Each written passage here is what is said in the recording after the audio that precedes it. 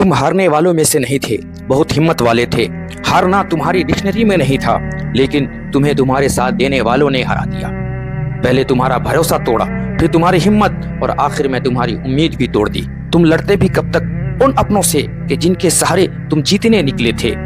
अपनों ने ही तुम्हें हरा दिया, तुम कर भी क्या सकते थे जब भरोसे के लोग ही भरोसा तोड़ दें। हार जाना ही आखिरी ऑप्शन होता है। हम पहाड़ की चोटी पर पहुंचकर अपनी जीत का जश्न सुना रहे होते हैं, मना रहे होते हैं, और अचानक वहां से हमें कोई धक्का दे दे तो हम कर भी क्या सकते थे।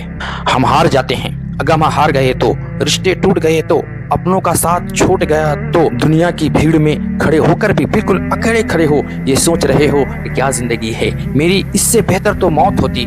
तो एक बात ध्यान से सुनना और ध्यान से याद रखना, अकेले खड़ा इंसान खत्म नहीं होता है, अकेला खड़ा इंसान तैयार हो रहा होता है। नई हिम्मत के साथ, नए हौसले के साथ खड़ा होना है, तैयार होना है। जिंदगी हमेशा मेडल और अचीवमेंट से नहीं बदलती दोस्त। कई बार एक झटका, एक यू टर्न, एक बड़ा हादसा, एक एक्सीडेंट हमारे जिंदगी को बदल देता है, इंसान को बदल देता है, और वो बदला हुआ हमारे अंदर का इंसान बाहर की दुनिया बदल देता है। फेलर ये साबित नहीं करता कि तुम काबिल नहीं थे, बल्कि फेलर ये बताता है कि तुम्हें इस सही रास्ता का चुनना है।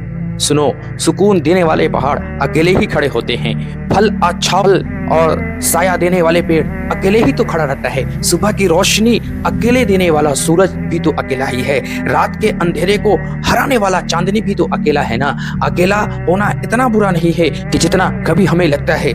जिस दिन सब साथ थे तुम खुश थे, जिस दिन कोई साथ नहीं, याद रखना वो दिन तुम्हारे मजबूत होने का दिन है। धीरे चलना लेकिन रुकना नहीं, टूट जाना लेकिन बिखरना नहीं, रो लेना मगर हारना मत। तुम खत्म नहीं हुए, बल्कि तुम्हारी असल कहानी तो अब शुरू हो रही है।